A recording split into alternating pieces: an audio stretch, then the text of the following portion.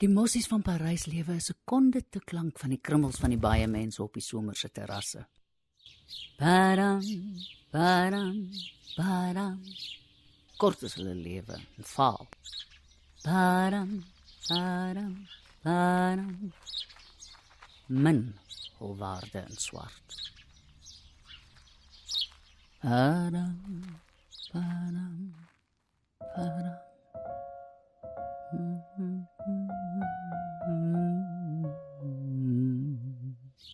Hulle hop liggies van tafels na stoele na sypaadjies tussen die voete van al die baie mense op die somerse terrasse. Padam, padam, padam, padam. Lang was haar lewe en lyding. Veel haar waarde in swart.